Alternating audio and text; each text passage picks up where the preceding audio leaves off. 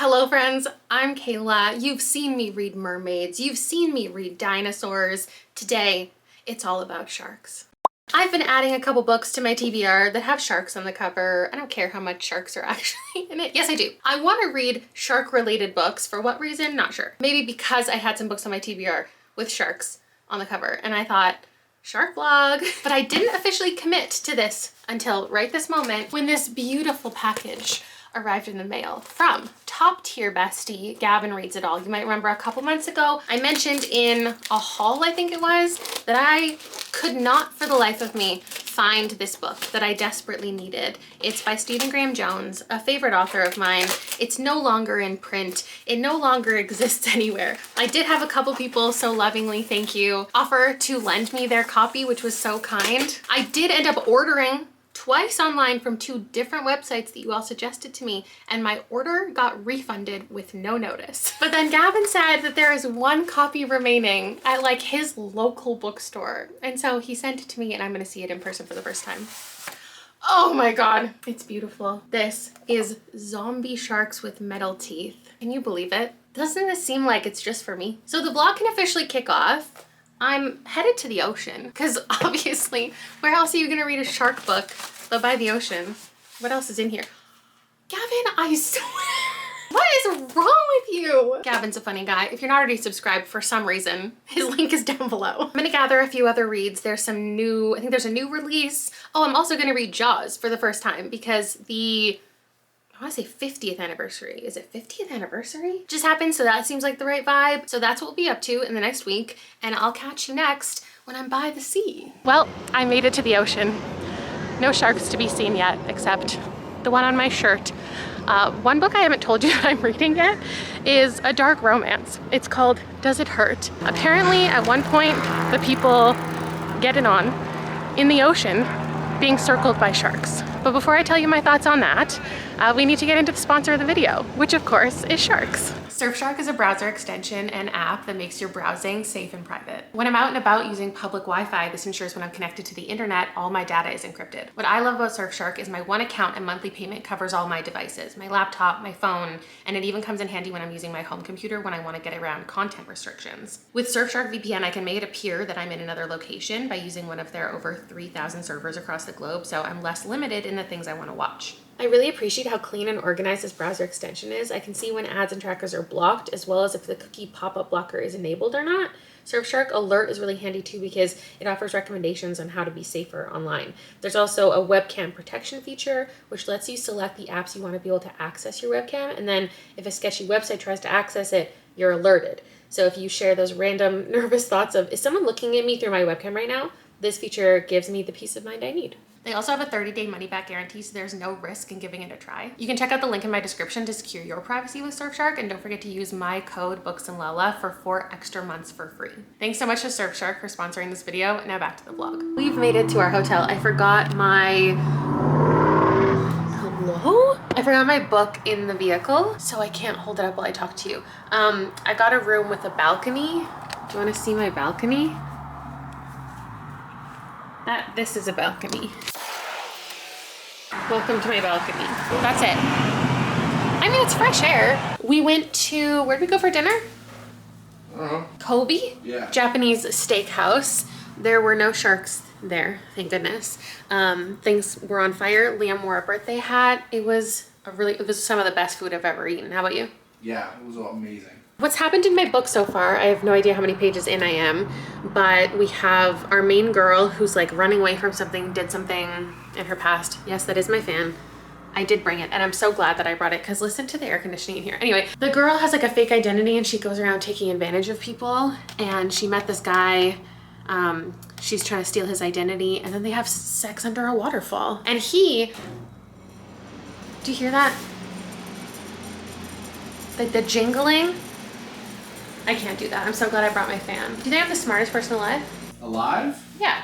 Probably not, but close. Crazy. He, the guy in the book that I can't remember his name, he like rescues great white sharks, like helps them, saves them, and that's all I know. And that's all I have to say. Actually, that's not all I have to say. We went to Granville Island and I wanted to go to this charm shop because I thought maybe I could find shark charms and then I could do some bookmarks and sell them on our Etsy shop that have sharks, but that didn't work out. What I did find was shark candy. Oh, yeah, you found it. You found it. Oh. Rob found it. Sorry, I didn't know you would care that I took credit for that. I'm just saying. A couple people recently commented that I need to get some type of stabilizer because they hate watching me walk around with my camera. And unfortunately, at this point, I have not fixed that issue, so I deeply apologize to those two people. I also brought my cross-stitching stuff, and I'm gonna start a new cross-stitch. Guess what it is? It's a shark. These smell so good. Oh, I should have showed you. That one's ugly. These are so good. I've never used black cross-stitch fabric before, and I feel like I might struggle to find the holes. So I think I'll do this and listen to the audiobook of what I'm reading, because there's nothing better than having to hear smutty scenes read out loud to you.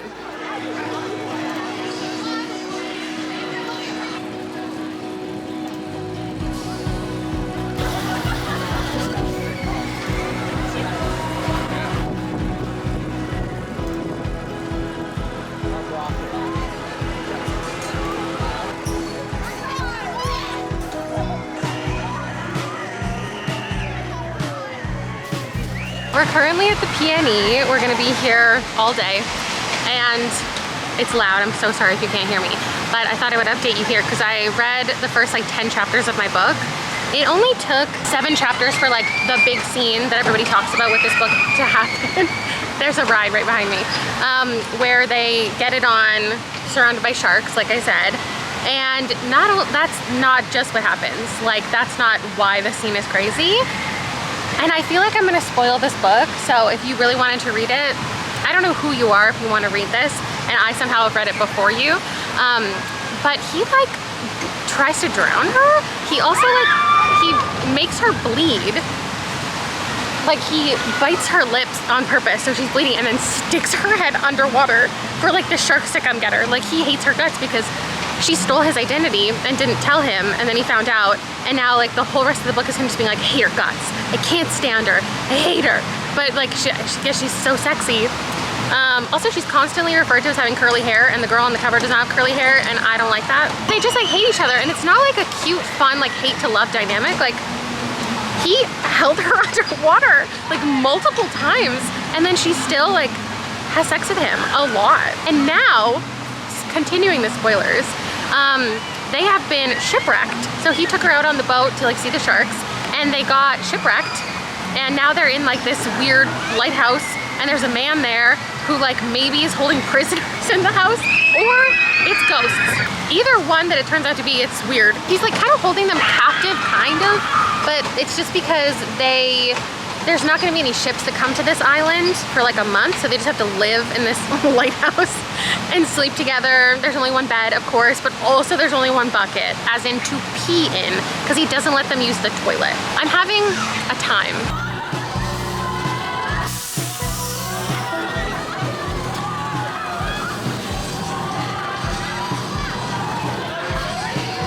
Okay, we did some rides, now we gotta go on the games.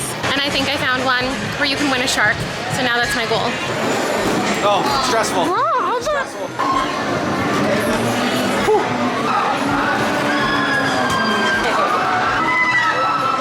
Oh, definitely mustache on. Thank you. okay, they didn't win me a shark, but they got me a narwhal, which is close enough, I guess.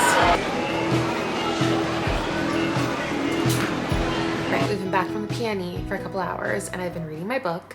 Now the boys have left to go play baseball in the park and grab dinner.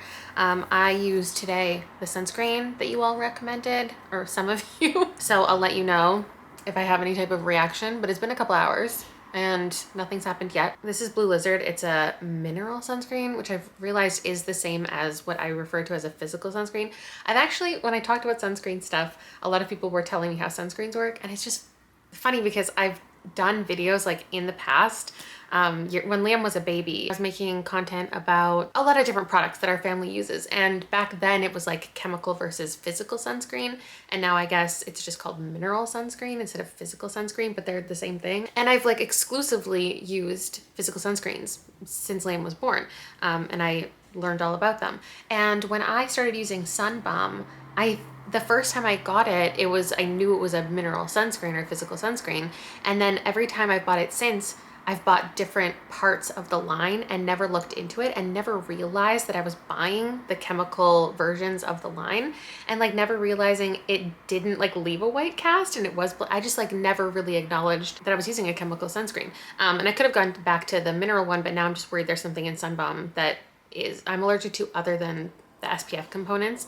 But this one is like reef, well, it doesn't say reef safe. It's like we love the reef, which just means it doesn't contain oxybenzone or the other like bleaching agents for coral reefs. But reef safe is like kind of a contested term. There's no like broadly acknowledged what that means, because they could still have like nanoparticles and call themselves reef safe. They can still contain other chemicals that aren't good for the reefs.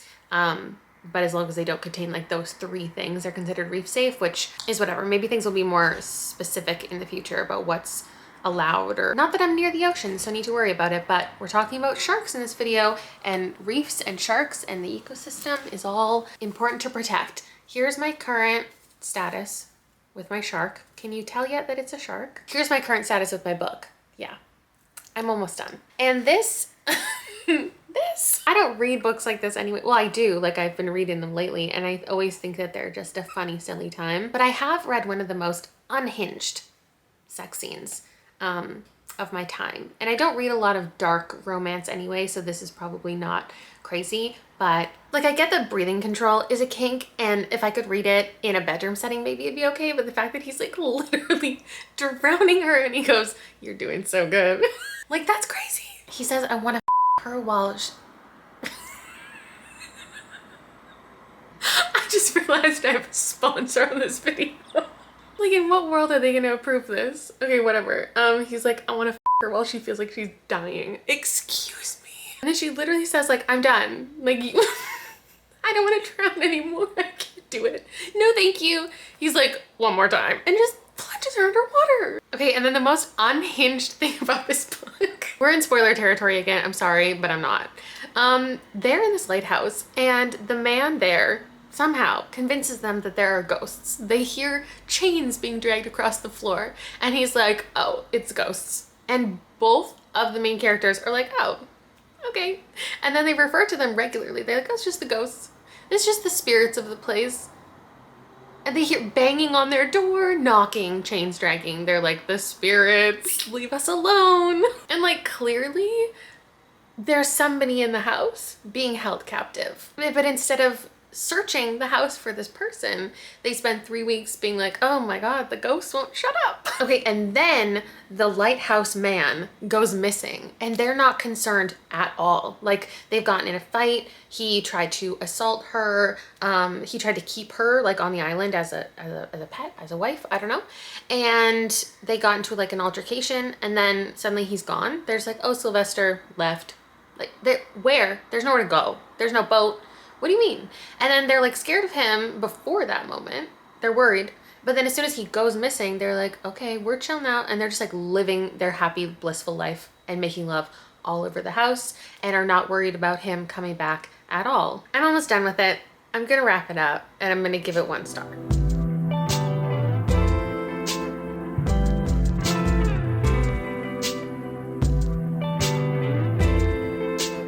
Shocking absolutely no one except somehow Sawyer and Enzo.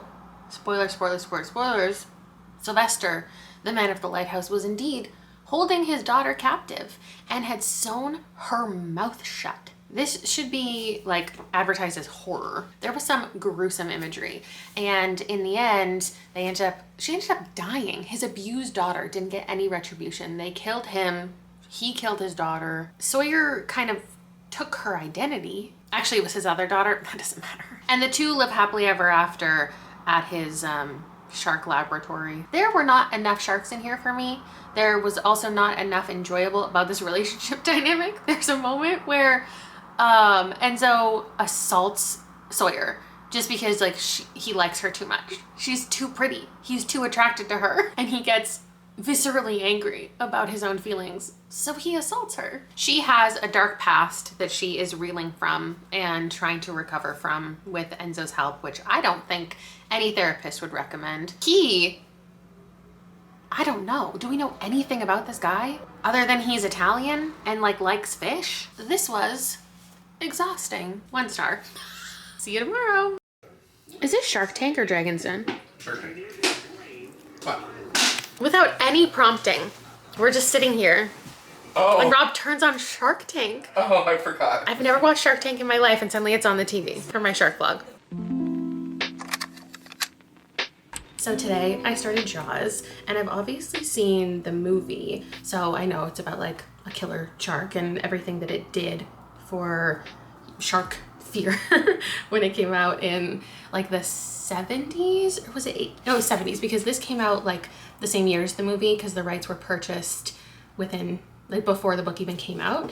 It's by Peter Benchley, but I've never actually read the book. But I also don't remember that much of the movie besides it being like a horror movie about sharks. There's a lot more character stuff and dynamics and politics than I remember being in the movie, but it opens with a lot of death from these sharks. So we're in this small town and we're following like police officers, political figures, and the small town is kind of struggling for tourism. And so when a person is killed at the very beginning of the book, they're struggling, like the journalists and the mayor and the police are trying to figure out if they should tell people, if they should keep it to themselves, because it was just like one shark attack. How likely is it to occur again? And then 2 more people die pretty quickly after. But now, 154 pages in, there hasn't been much, not only shark stuff, but like death related stuff. We just had this dinner party with the police officer and his wife, and she was like showing interest in another man, and now she's gonna cheat on her husband. There's different people coming to town trying to find the sharks, and the police finally kept people off the beach because they didn't shut the beach down immediately, and now they're being criticized by the public. And at this point, I just read this scene where the woman is calling the hotel to find, like it's a old friend who came to town, and she obviously is unsatisfied in her marriage, and she's looking for attention from someone else and looking to feel loved, and like she's youthful. And so, not that that's justified, but she rings up this inn. She's like, hi, I'm looking for this man, Matt Hooper. And they say, oh, he's in room 405. I'm in room 405. Now today, we are driving up to Squamish to stay for like a week. We're stopping at Metrotown to do some shopping, and maybe I'll again pick up the audiobook of this so I can listen to it on and off. Here's where my shark thing is at, and I'll see you when we get to our vacation spot. We made it to our vacation spot. Oh, easy. Liam approves. Look at the kitchen.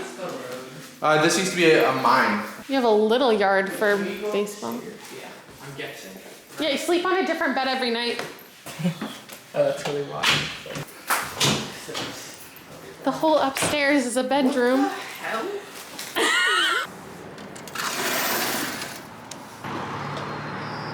I'm gonna walk down to the ocean and read Jaws.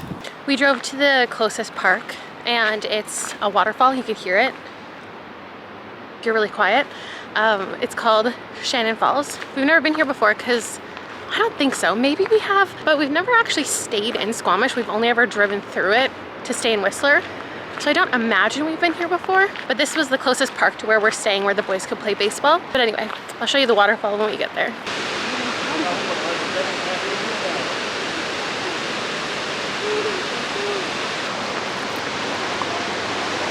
Doritos. Fiery mango. What are you doing? I couldn't find these anywhere. They like, I don't know if they're limited edition or what. And also every single person who's tried them said they're disgusting.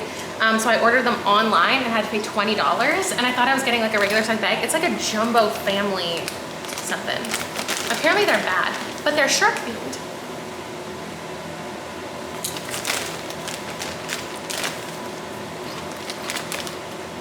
What is that? Why is it sweet? What is that?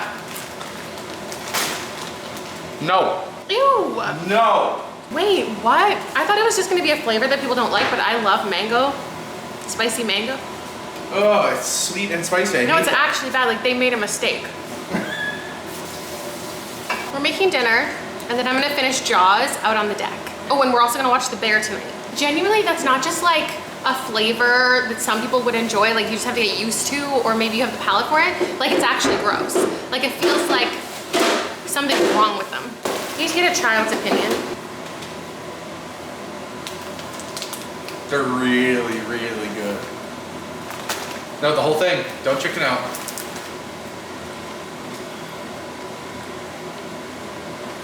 Right. Why are they so gross?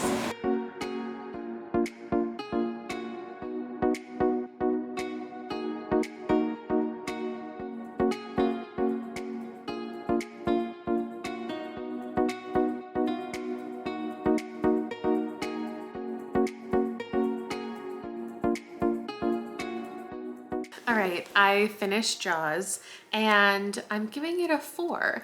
I think if you go into this expecting like the horror thriller vibe that the movie has, although I don't even think that the movie is as horror as I remember like as a child. It's like PG-13 actually, and I think that's the rating. I just watched some clips of it to remind myself of it, and this is so much, especially like the middle of it is a completely different plot than the movie.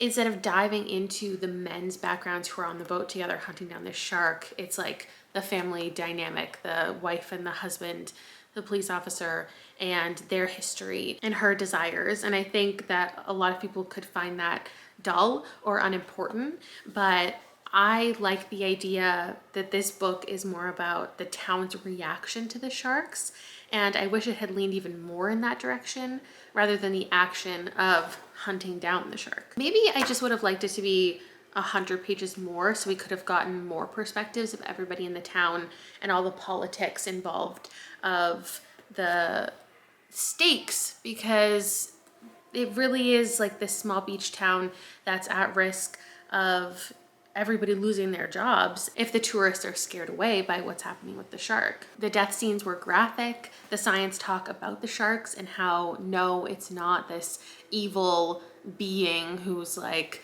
so above the consciousness that they thought, that it's taking out people, it's on a revenge mission. That's not what it is, and they talk about all of that and how sharks' brains actually function. There was definitely some, I was gonna say revenge, more like karma involved with characters that die and how maybe you don't feel as bad, or the characters in it don't feel as bad as maybe they should. Deaths are more or less brushed off like very quickly. The book is just fast paced, moving through things, especially in that final third, just getting the shark, finding the guy who's gonna get the shark, and then the final scene of finally figuring out how to accomplish the goal. As it was approaching the end, I was like, how is it going to be successful this quickly? But the answer is that the book just very abruptly ends once everything is solved. Anyway, that is the last of the shark books that I brought on vacation with me, so I will see you when I'm back home. Hello, we're having our first pool day of the season. It's very exciting. And I am gonna read The Raw Shark Text by Stephen Hall. I read the first like 40 pages last night, and the synopsis just says like, there's a man, he wakes up with no memory, he's talking to this doctor, and then he finds a note and it says, from the first Eric Sanderson. So we're following Eric Sanderson, and he's regularly losing his memory or something else is happening, but that's the explanation right now. What he understands is that he's experienced something traumatic, and that is why he's losing his memory, but it's like he's resetting every once in a while, and this isn't the first time. But we don't know if the person who explained that to him, either like his past self or this doctor, can be trusted. I haven't gotten to any weirdness yet, but I can see if I flip through later that there are pages that are like text, but written in the shape of a shark, so it's reminding me of House of Leaves, and this got recommended to me because House of Leaves is one of my favorite books. But right now it's reminding me of Dark Matter by Blake Crouch. So I think I'm gonna have a good time, and I can't wait to find out everything that I'm supposed to find out. Got nothing else to do, so I go reset the mood. Sipping some jungle juice in my bathing suit.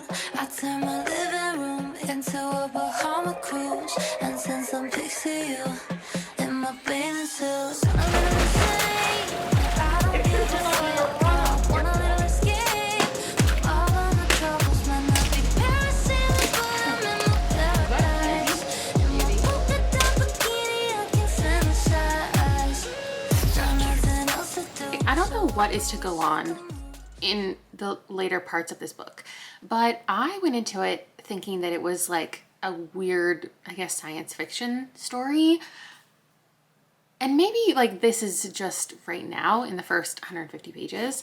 I've been tabbing a lot, but like it's doing a disservice to not mention horror in association with this. Like if you go to the Goodreads page, horror is not one of the first genres this is listed under, but I just read some like really intense scenes. They were gross and they were startling and they were like weirder, not weirder than I was expecting, because the idea of the shark, how do I even talk about this book? The idea of what the sharks in here mean in regards to his memory has been not fully explained, I'm sure, because there's a lot to come. But we've gotten the idea of like how the shark comes into it, and I feel like that's kind of a spoiler. There's something taking his memories, and there's something to do with sharks. But him uncovering everything means he has to like meet up with various people, and there are just like things that we're learning and seeing that are like, what the fuck? I think I've been reading too many ocean books this week because I have had 2 scary dreams about the ocean. One, I was like free diving, you know those rope, not that I've ever done it, I've seen videos of people like on those ropes and they like slowly go into the ocean with no like breathing apparatus and they just hold their breath. And so I was doing that and I got to the bottom of the ocean and then all of my teeth were down there and I had to collect all of my teeth and I was like stuffing them in my like wetsuit because I needed my teeth back. The second one, I was on a ferry and the ferry, I fell off the ferry. I was running, which you should never do on a ferry. And I fell right in front of the ferry, and the ferry was moving so slowly. All of the people driving the ferry came to the front and they were shouting at me in the water and they were like, just keep swimming. We're closer to the next dock. It would take more time for us to stop and turn around and get you than to you just go ahead and swim ahead of us and we'll follow you. I'm just in the middle of the ocean, swimming to the port. And then a video of me went viral of me falling off. And then I was like famous after. This makes sense. There's like all these men were on the boat and they were like, just swim. They were like, it's not that far. I was like, I'm in the ocean, help, throw me the buoy. It's a few days later. I've been putting this off for some reason. I don't know why. Maybe because I feel like it could be a favorite. So I want to spend a little more time with it. Maybe because it started off so well that I don't want to be disappointed, so I'm scared to pick it back up and finish it. But either way, today's the day. Right now, we're gonna wrap it up. I have been watching a lot of Shark Week this week. I literally did not time this vlog to specifically being during Shark Week, but it just worked out. And then I just watched Blue Crush with my channel members. I was considering watching a shark movie with them, but I already had this one planned from a couple months ago, and I just love doing nostalgic watches with everybody. There were no sharks, but there were some dolphins. Not that I expected there to be sharks. It was just like, we happened to be doing an ocean one during a shark vlog. Would have been nice to see a shark. Also, before anybody recommends me, these 2 shark books I have already read and I just want to tell you because people keep suggesting them to me when I talk about my shark vlog coming up. Sharks in the Time of Saviors I did quite like and I gave it a 4. And then Shark Heart, A Love Story, I see how people would think that it's my vibe. I didn't like it. I gave it like a 2.75. And now with all of that said, let's finish this. Will I be able to give a cohesive review by the end? Probably not, because this is an odd one.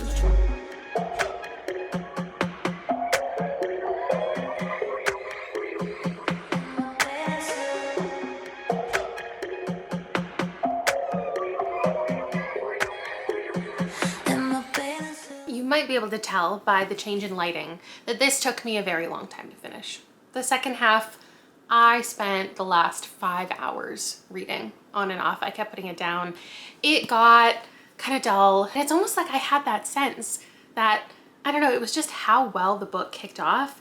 And I kept thinking while I was reading that first half, I'm barely going to talk about what this book's about because I don't know how to without spoiling like the entire concept of the book, which just isn't in the synopsis, so I don't know. I just spent it thinking like, how does this not have a higher Goodreads average rating? How does this not have more readers? This is in like House of Leaves territory as far as originality and such an interesting concept. This really just kicked off so brilliantly. It was such an interesting idea and it captivated me. And then not only were like the slight horror things completely gone in the second half, it was an adventure story, but I just feel like it didn't know what it wanted to do with this great idea. And then it had a shocking amount in common with Jaws and just felt like I was almost rereading the end of Jaws. I really don't know what my rating's gonna be. There was so much to like about this, and then it really just dropped off. I want to give it a 4 because I was so intrigued and I feel like there was good writing, but then it also fell into a lot of tropes and just felt like I was slogging through it. So I don't know, this is a hard one. Maybe like a 3.75. I actually feel really similarly about this that I did to Dead 11. The feeling of being so immersed in this idea and then it just not sticking the landing, but being something that you would still recommend to people who like weird stuff. Happy I read it, but now I understand why it's not as talked about as I thought it should be when I was first starting it. So on to the next. I was here at City Park a couple days ago and got shaved ice, and I saw when I was ordering it that there was one called Shark Attack. And I think it's like blue and red to represent blood in the water, and it comes with a shark gummy, so obviously I had to come back. Also today I'm gonna be watching Sharknado and reading the short story Zombie Sharks with Metal Teeth. It's a short story collection, but I'm gonna read them all, but just that first story today.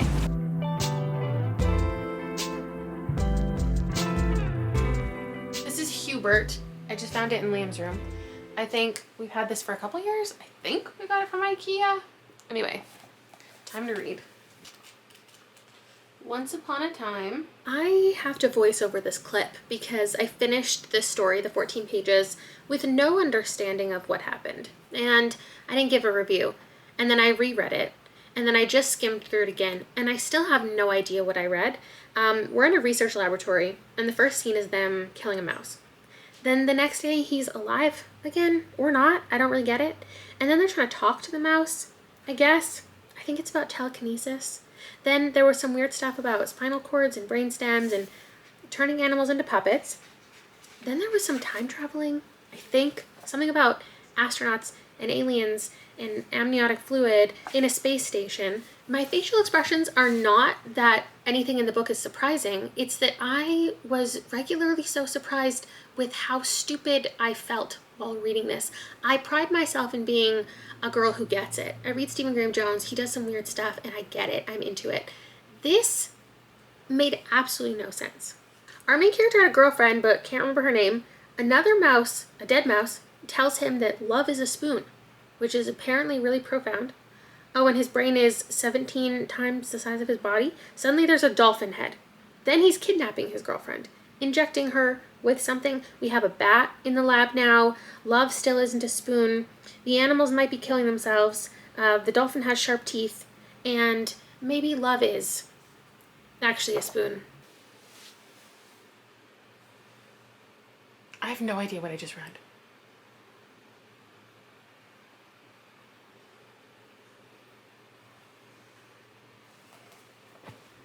I literally have to leave. And as you're talking, I'll start thinking. All the details start to sink in. But I don't care about the right now. Spend the summer in this beach house. 'Cause I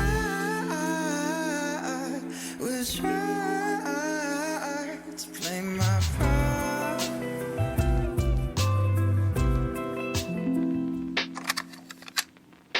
Today Today is the release date for Sharks Don't Sink, Adventures of a Rogue Shark Scientist by Jasmine Graham. So I'm gonna pick up the audiobook and give it a try, see if I like it.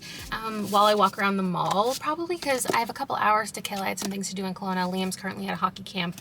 I don't pick him up for like 3 more hours, so we're gonna wander around the mall. Not we, just me. I feel like there might be another shark shirt in my future. I feel like I've seen one at Hot Topic or Spencer's or something where there's a shark eating a kid and it says stay positive, and I just feel like I need it.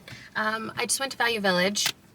I found a book with shark in the title, but I didn't buy it because it didn't seem like it was for me, but it was called White Shark. What I did find was a good stack of books. I also met one of you and I didn't get your name because we were standing in the middle of the door and I was like, I'm never normal. It'll never happen. I can never be normal when someone meets me. Just like all normal thoughts leave my head. So we were just like in the middle of a door and she was like one of the prettiest people I've ever seen. And after when I got my books, I was like, should I go back and find her and like meet her properly? And I have this like vision in my head of when I meet subscribers out in public to like, especially because it always happens at bookstores, to like get them to pick a book for me from the store and like take a little video or a little picture and then have a video where I read subscriber recommendations like in real life. But yeah, all reasonable thought leaves my head in those moments. But I did find a stack of books. I got The Argonauts, which I hadn't heard of until I read the New York Times bestseller, New York Times 100 Best Books of the Century list. This was also on there. It's The Road by Cormac. I'm not reading this anytime soon, but seeing it did remind me that I need it. And then I found this by Sherry Demoline, which I didn't even know, honestly, she had published other things besides The Marrow Thieves. There are Post-its in here. Maybe someone was reading this for like a book club or something, or a school book read or something. I don't even actually know what it's about. I also grabbed Everything Under by Daisy Johnson just because I love this cover so much and I've never seen it at the used bookstore or the thrift store. So I decided to pick it up. And then Much Ado About Nada, which I've seen around, and I think it's like a contemporary women's fiction kind of story. So those are the 5 things I grabbed because you buy 4, you get 1 free. Something else shark related I've seen recently, it was on TikTok, and if you go to Outback Steakhouse, I've already been upset that we don't have an Outback Steakhouse because I've always wanted a bloomin' onion, but they have this drink where it comes with a shark. And then there's like something in it and you pour it in and it's like blood in the water and it looks like so much fun.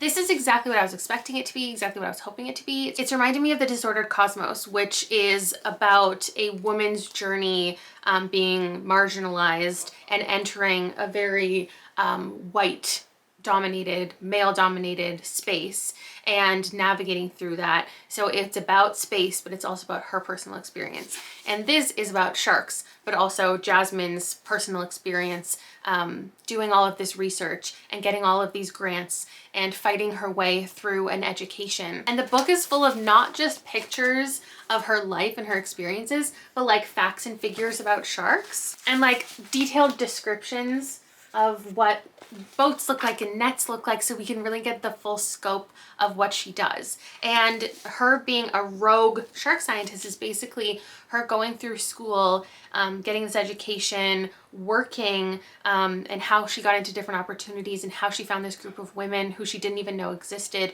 who are also Black and working in shark science. They created this thing called Minorities in Shark Sciences, or MISS, which is about bringing people from marginalized groups and making this workshop, making this program, and bringing people in and giving them opportunities when a lot of the field is overwhelmingly the same type of person, especially in the past, and how different groups have been pushed out of areas of like all areas of education, but especially STEM. And I love how so much of it relates to sharks, how she's talking about being a Black woman and being assumed to be aggressive, just like sharks, about how much biodiversity is so important in the ocean and then within research, because there's so many biases and there's so many like similar opinions that you need to have diversity of thought. Oh, and I didn't finish what I was saying. Her being a rogue scientist basically means it's talking about how she was experiencing burnout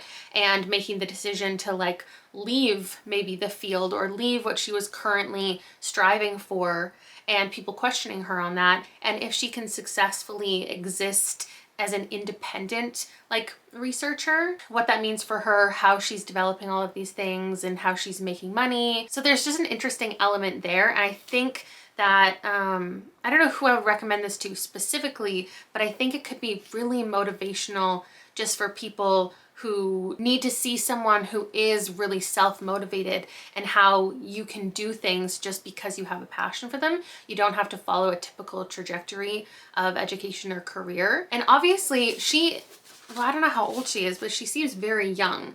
And I would love to read something from her in like 30 years when all of the things that she's starting to talk about, she's made even grander conclusions about, and her journey is not coming to a close, but it's like a lot more established as far as advice.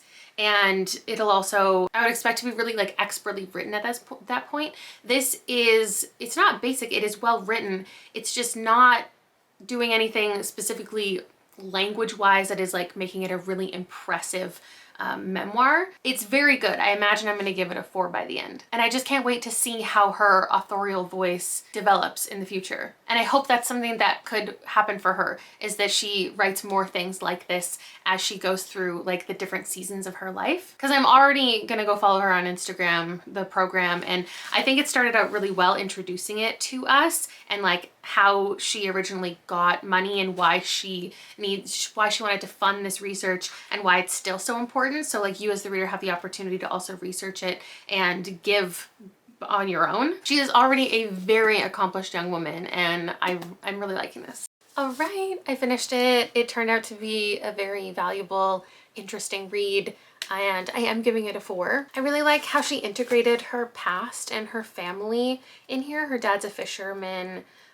so that's what a lot of her childhood was surrounded by, and how she got introduced to the ocean. Just seeing what I highlighted. Obviously, she's not just a scientist because she created this program. Like, she feels very strongly about being an advocate for social justice.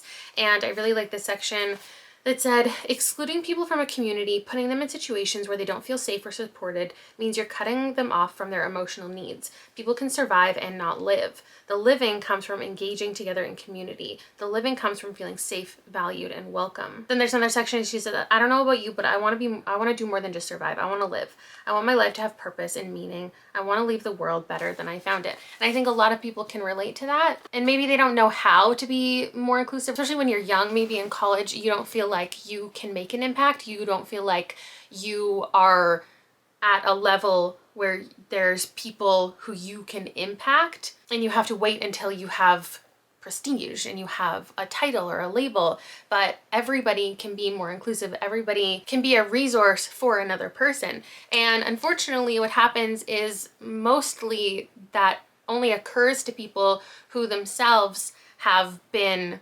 ostracized, who have been left out, who have experienced microaggressions, macroaggressions. And those are the people who are like incredibly, wonderfully hosting different things and pushing for workplaces to be more inclusive, asking their employers to put on seminars for the leadership at the companies, teach them to be more welcoming and how to engage with people from different backgrounds who are under their care and under their guidance. But we all need to do that more, especially the people who have so much less to lose by speaking up. But that's it for me tonight. Definitely recommend. There is so much for you to gain from this beyond what I've spoken about and just following her life. So I'll see you tomorrow. I'm headed to pick up Liam, and I thought I would bring back the Jaws shirt today because I didn't wear it long enough for it being a shark vlog. What's so funny about this is back in January, completely out of the blue, before the shark vlog was ever a concept, my friend Katie sent me this message. So for some reason, I don't know why in my head I needed to say this, but you need to buy a white shirt with the cover of Jaws on it, because I know innately that you would look so good in it. Just the most random thing in the entire world. And you know what? She's right. I love it. It's comfy. And after I pick up Liam, we're going to go to Scandia and play some games, maybe mini golf. I'm currently reading Untamed by Sylvia Moreno-Garcia. This is an author that I have a mixed relationship with because I've enjoyed some of her books, but I've also DNF'd quite a few of her books. And so with that mixed history, I just didn't expect this to be going as well as it is. I'm 2/3 of the way through and I'm really eating it up. It is a slow one. It's more just about relationship dynamics. There were sharks at the beginning.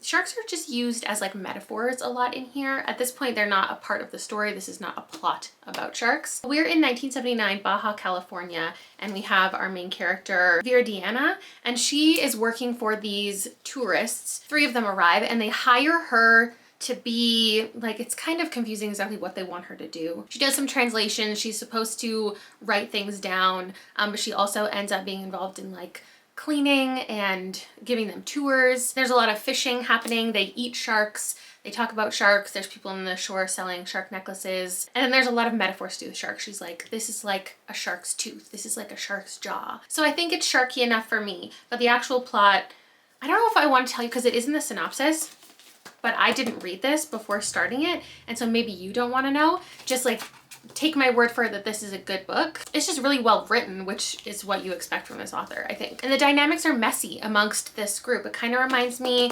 of this book that I always forget the title for. I don't want to say it's like Saltburn, but I think there are some Saltburn like vibes in here. And she gets caught up in this trio and what they're doing and who they are and how they're related to each other.